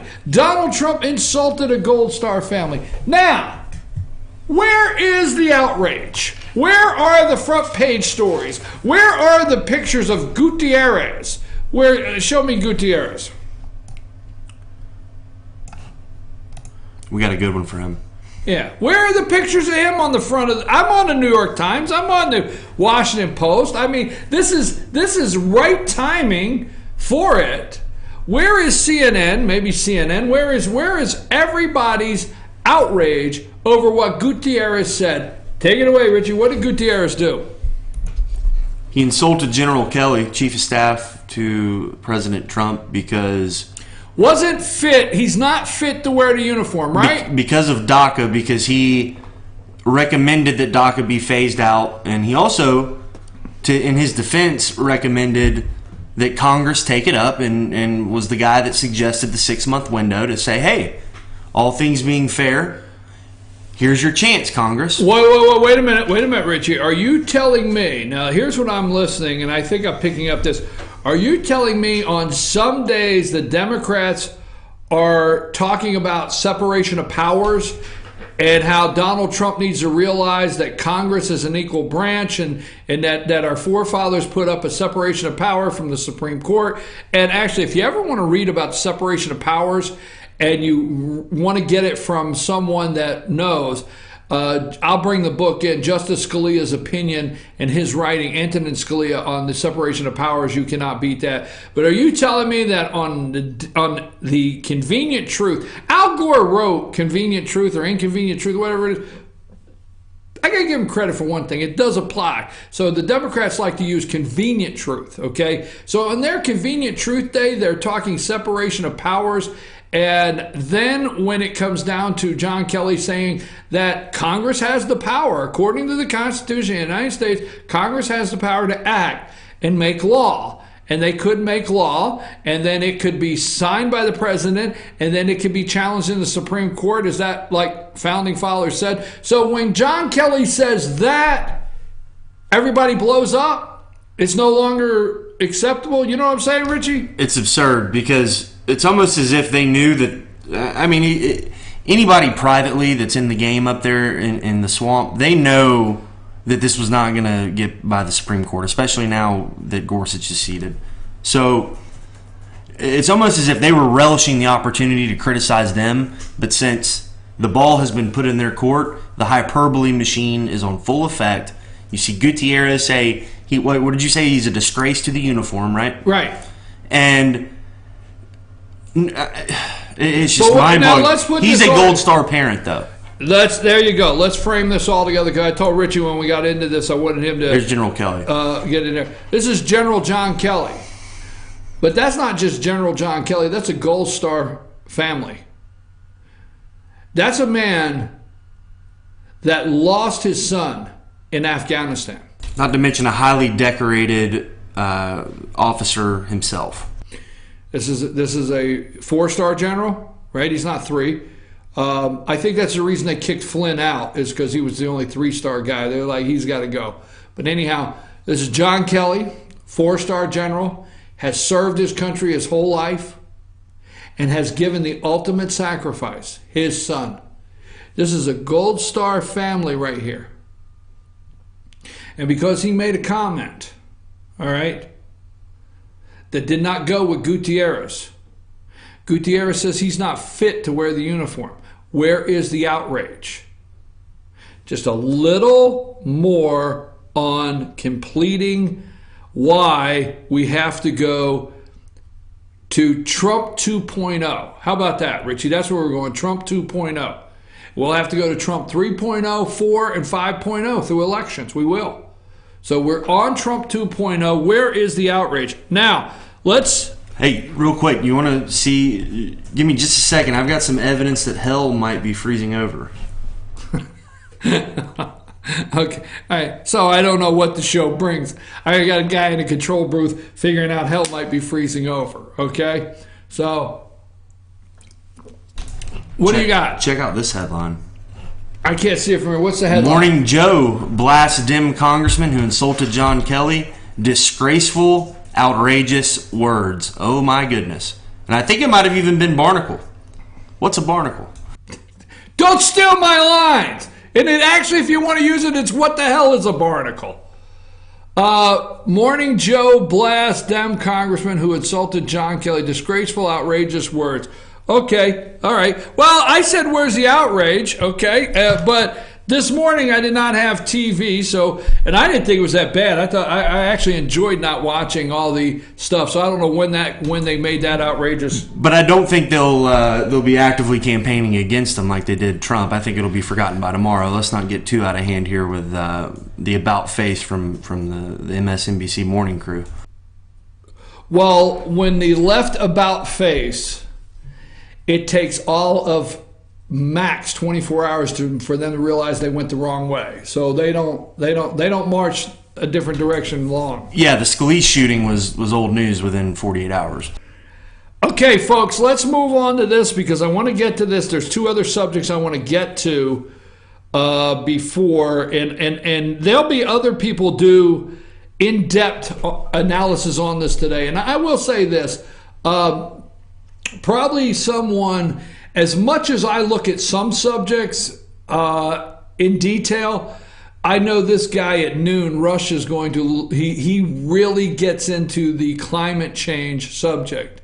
And I know he's going to probably go in much more detail today and maybe even tomorrow throughout this, because the hurricane is definitely, now it's time to get everybody to believe that climate change is not a hoax. So it's time to play on your emotions for the last 2 weeks if you're anywhere in the United States or the South or anywhere where you could watch somebody standing in blowing rain. Now, the difference in 1940 and 2017 is we did not have anybody standing in the blowing rain that you could watch and see that the rain was blowing through.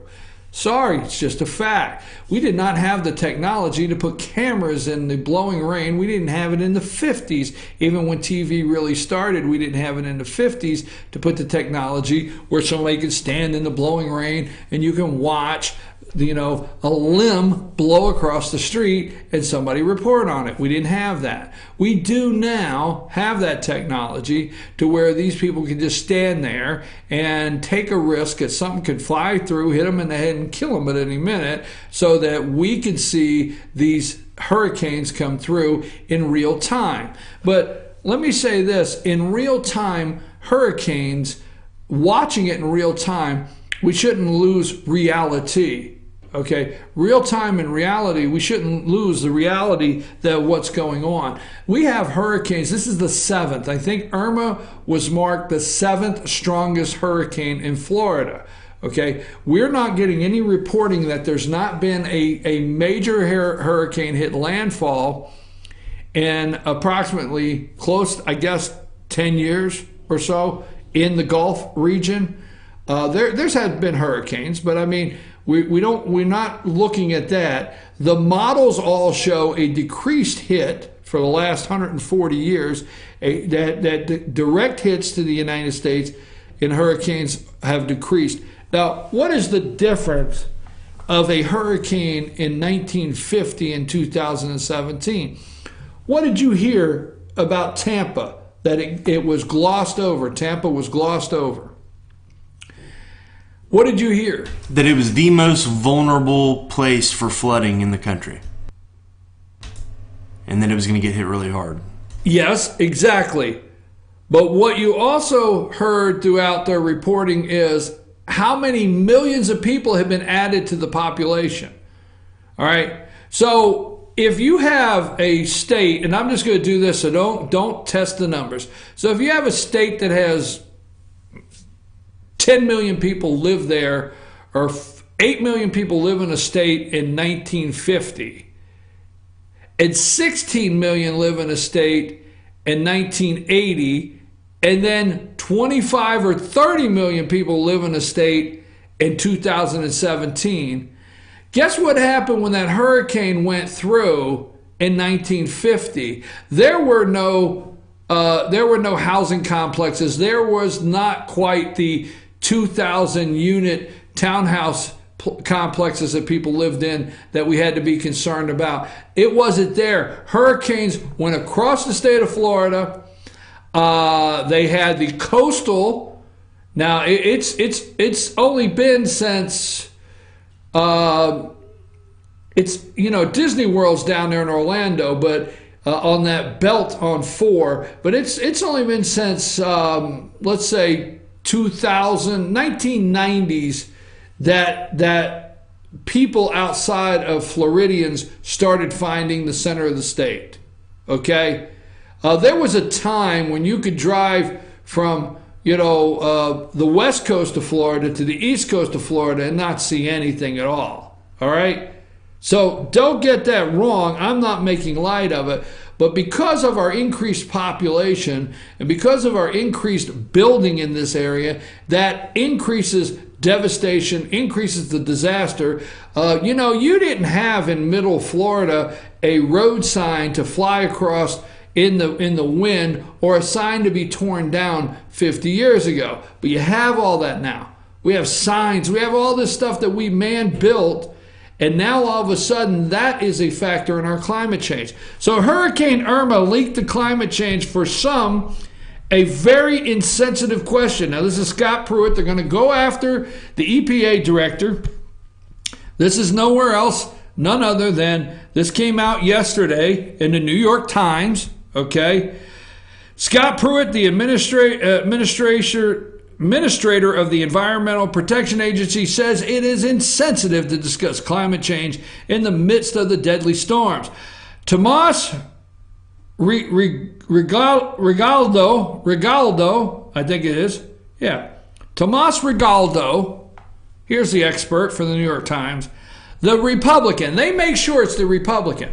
Now, if they were doing a story, this is climate change, if they were doing a story on Bob Menendez, senator of New Jersey, that's on trial, I think the New York Times and the Washington Post did a 9-paragraph story the other day and never said Democrat once.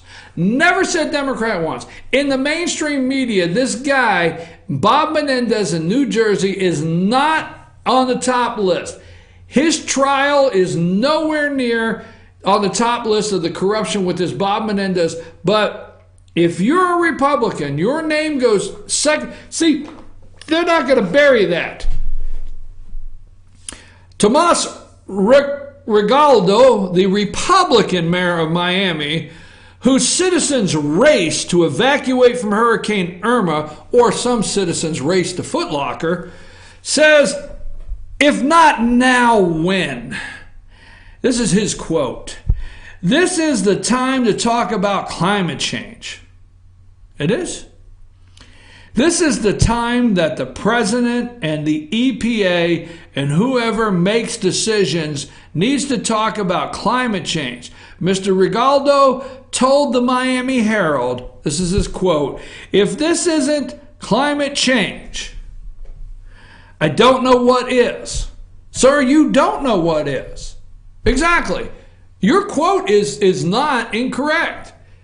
If this is not climate change, I don't know what it is. Well, sir, you are the mayor. So you are the mayor. They didn't elect you, Mayor McCheese, to know everything about climate change and everything like that. So Republican Regalado, mayor of Miami, if this isn't climate change, I don't know what is. This is truly poster child for what is to come. Now, Irma is a poster child of what is to come in the future, if this is not climate change. For scientists this is New York Times, obviously, for scientists drawing links between warming global temperatures and the ferocity of hurricanes is about as controversial as talking about geology after an earthquake. But in Washington, where science is increasingly political, the fact that oceans and atmosphere are warming and that the heat is propelling storms into superstorms has become as sensitive as talking about gun control in the wake of mass shooting. No, it's not. No, it's not. Gun control is not equal to a hurricane hitting a coastline.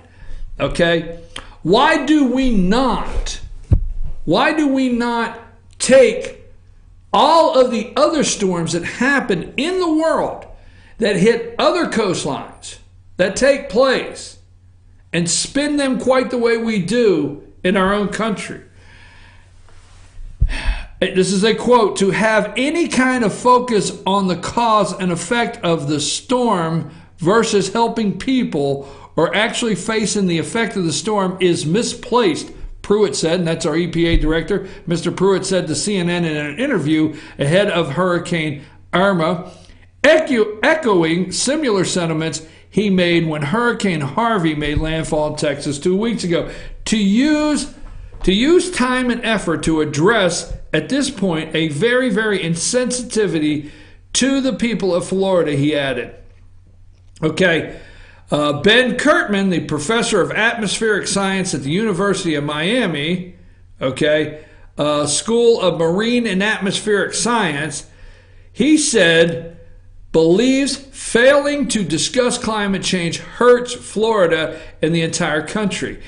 It's precisely the conversation that we should be having right now. I'm not sure what's insensitive about it, said Dr. Kirtman, who evacuated his family in Florida Wednesday. All right, I don't have time to go down this road because there's a lot more I want to do today. But New York Times, climate change, I told you yesterday. Now, there's another one here. It's called The Intellectual Takeout. And it's called, the website's called The Intellectual Takeout, and it's called a Refuge for Rational Discourse.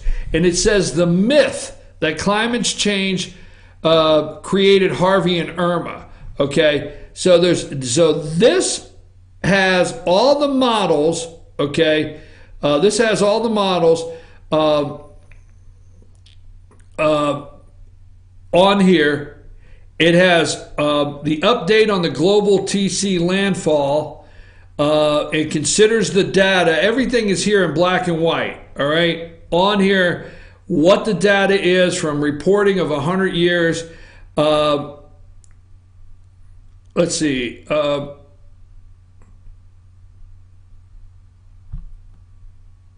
It's the, I had it this morning where it says it has been 140 years that the model has actually been down.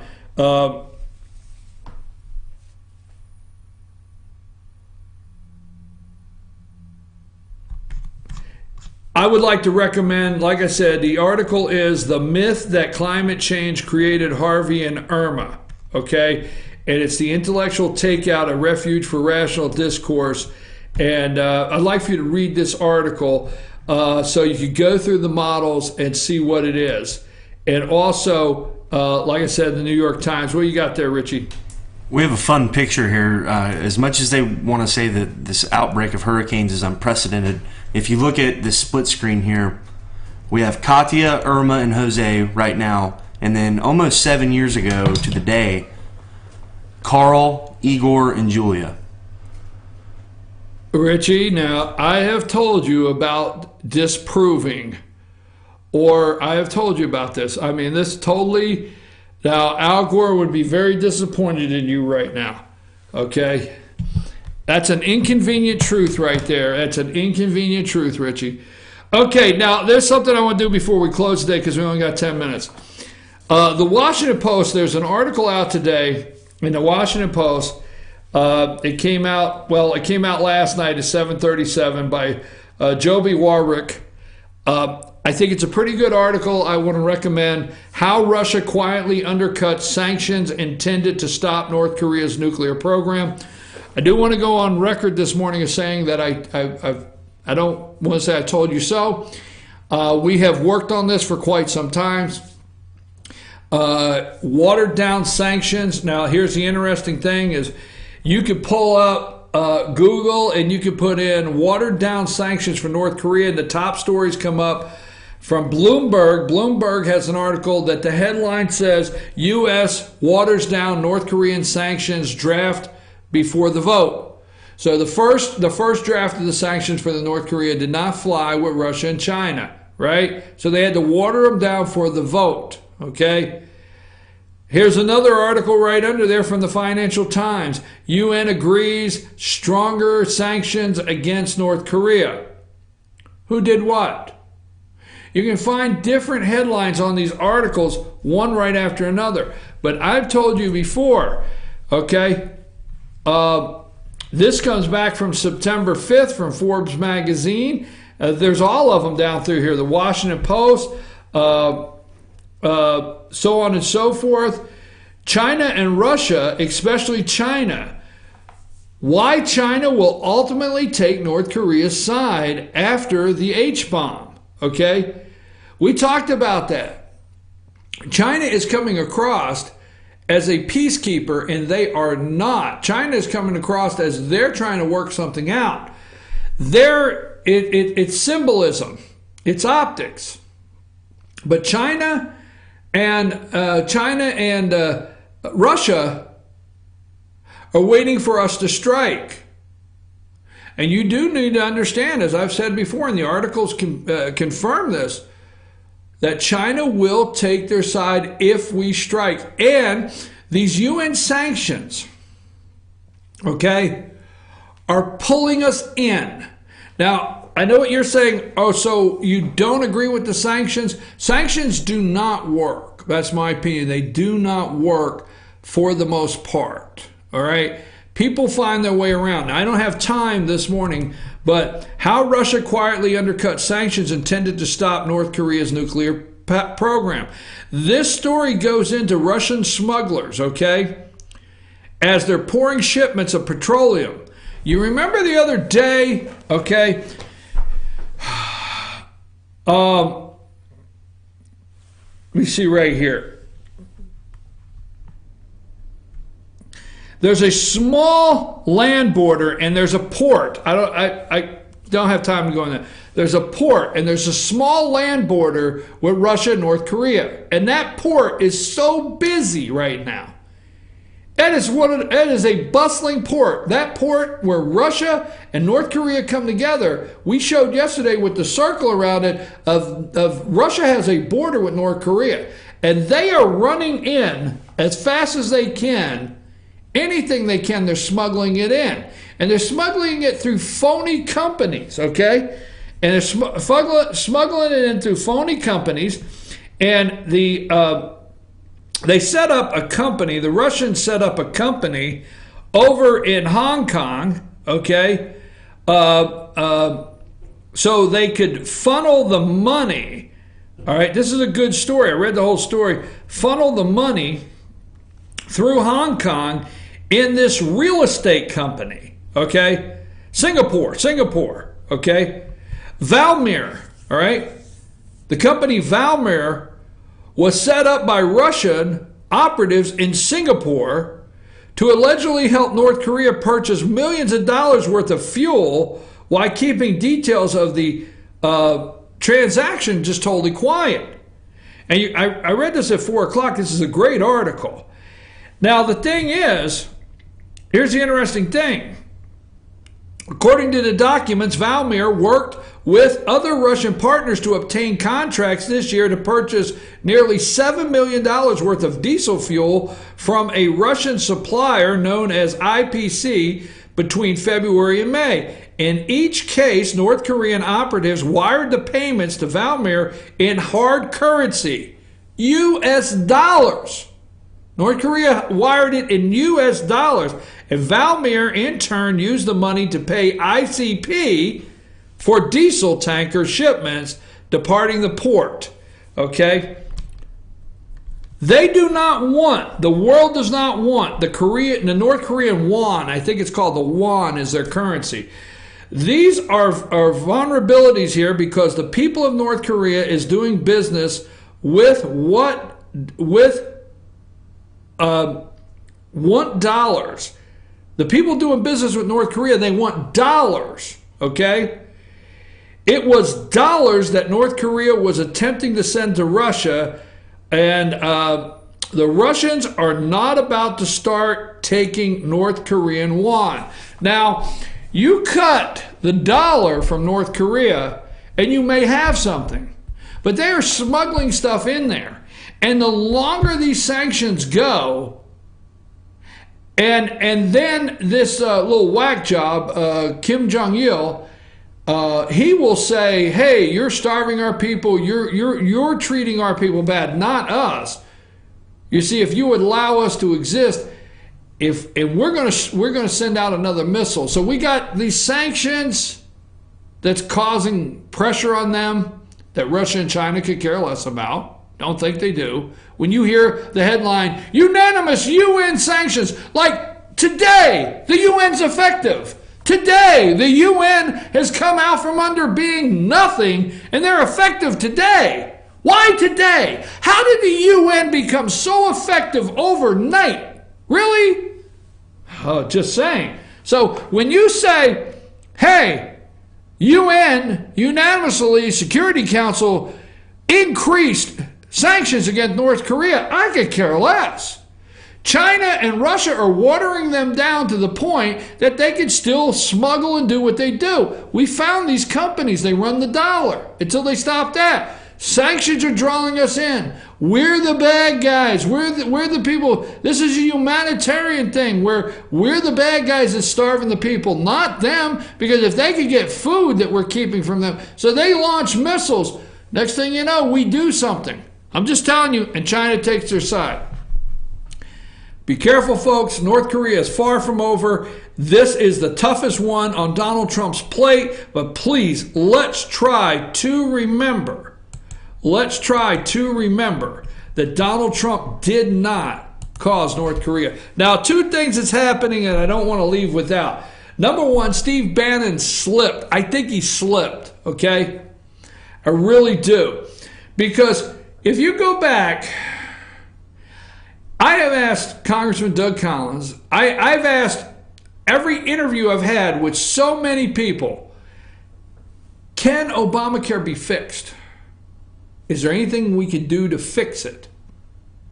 You remember Chuck and Nancy, right? Chuck and Nancy. You remember all the Democrats going on the morning show saying, yes, we understand there's some things that we need to fix, right?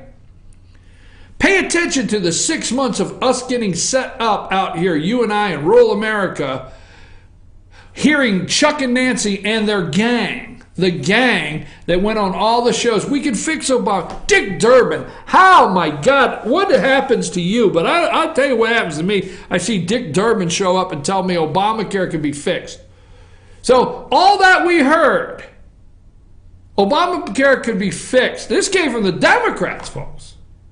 We are acknowledging there's some problems that we can address. Then we have Paul Ryan send the 3-prong plan for reconciliation over to repeal. Then we have John McCain, the thumbs down McCain, okay, and Mitch McConnell that can't get it to the president's desk. Interesting. And then we have Steve Bannon say, fix Obamacare. There'll never be a clear repeal. Interesting. It's interesting. I think he let it out of the bag. That's my opinion. I really do. I've only got 3 minutes, and I try to cover as many subjects as I can. Call your congressman. I don't know what good it'll do, but make all the noise you can. We do not need to continue with this Iranian deal. Do not need. Let David Perdue, your senator, let your senator, ours is David Perdue, Johnny Isakson, let your congressman, mine is Doug Collins, I don't know who yours is, and demand that we do not continue through in no way, shape, or form with the Iranian deal. Trump tweeted out earlier a tweet from Donald Trump. One was the devastation left by Hurricane Irma. Irma was far greater, at least in certain locations, than anyone thought. But amazing people work hard. But here's the tweet I want to leave with this morning. Fascinating to watch people writing books and major articles about me, and yet they know nothing about me and have zero access. Fake news. Mr. President, all due respect, not to be arrogant, you know what's fascinating? What's fascinating is this show every day that does not have access to you and does not know the inner workings of the West Wing and do not claim to, do pretty good at figuring out day to day what's going on, better than MSNBC. Right here in LJ, Georgia, we're more on top of it than MSNBC, CNN, ABC. We got them all beat. Now they got fancy ties and they got them glass top tables. They really do, and they got extra monitors and they got all the extras. But we got the facts, we got the truth, and we're bringing it to you every day. Fascinating to watch people writing books and major articles about me, Donald Trump, your president, and yet they know nothing about me and have zero access. Fake news. I'm your host, BKP. It's Tuesday. There will not be a 7. The Gilmer Bobcats had a off week last week, so tomorrow's show will be at Circuit World in Circuit World in Blue Ridge. Well, there's a Circuit World everywhere. So we'll be at Circuit World in Blue Ridge tomorrow night with Coach Pavo and the Rebels for a Rebel wrap-up. That's tomorrow night. And we hope everybody gets their power on and you're safe out there and we return to some normalcy in your area. You have a nice day. I'm your host, Richie. Take us out of here.